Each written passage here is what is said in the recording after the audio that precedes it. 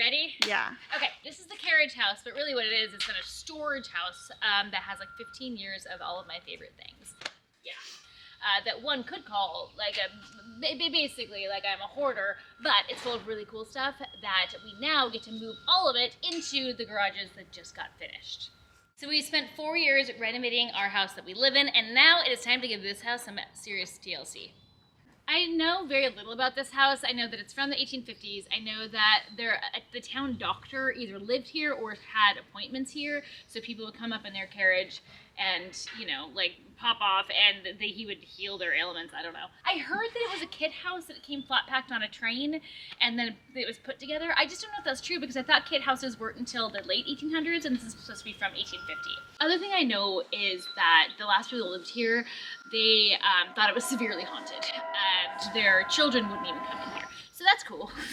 They wrote this letter saying, like, just so you know, the other house, the older house, is haunted. And my daughter was there and she heard like ghosts scream or something like that. And I just like folded up and I was like, okay. And I just like fully in denial. But we have not told our kids that, by the way. Like, they would freak them out. I know that it doesn't have electrical, plumbing, any like mechanicals that you would have, like HVAC. I know that's falling down. I know that it has asbestos. I know that it has like lead paint everywhere, obviously. That there's like 5 bees' nests in the siding. It's not in good shape. We are going to empty this carriage house, take out all of my hoarding, take out all my favorite things in here, and life stuff that Brian and I just have never organized. So we're gonna get rid of everything, organize it in the new garages, clean it all out in the hopes of being able to really start restoring it by end of summer. The goal with this house is to make it livable, to make it usable, but we're not totally sure how we're going to be using it.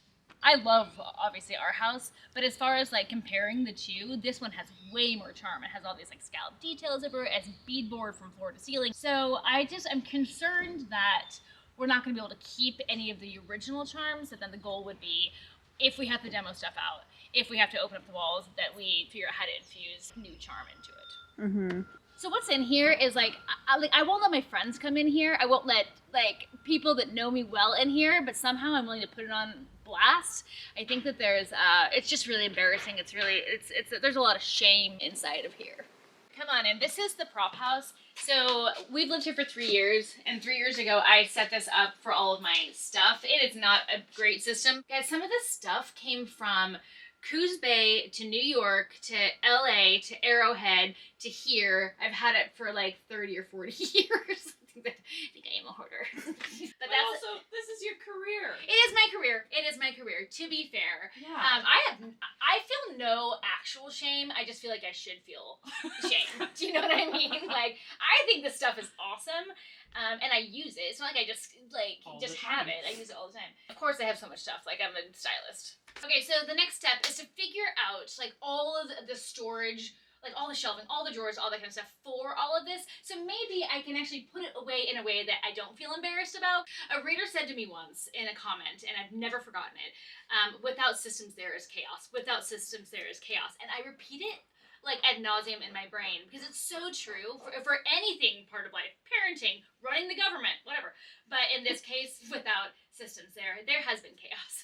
So most of the stuff in here, now that I say it out loud, is either vintage or like makers. Like there's a lot of like one-of-a-kind things, and that's the danger really, because if it's one of a kind, then you're like, well, I obviously can't get rid of it because I'll never get it back. So I would say my biggest weakness is vintage, because it's like everything is like a once-in-a-lifetime opportunity to own it, and so then you picture your future self having given away and how much you're gonna regret and have a hole in your heart for the rest of your life because you gave away something that you love so much. The drama. But I do have some like real regrets. Yeah. So I don't think I would regret like if I accidentally give this away. It's so cute, maybe. But yeah, the things that I have regretted are like vintage rugs or like this vintage sofa. And it's normally not smalls like this. Oh, vintage art though, you have to keep vintage art. This lady, guess how much she was? 500. More? Yes. Oh.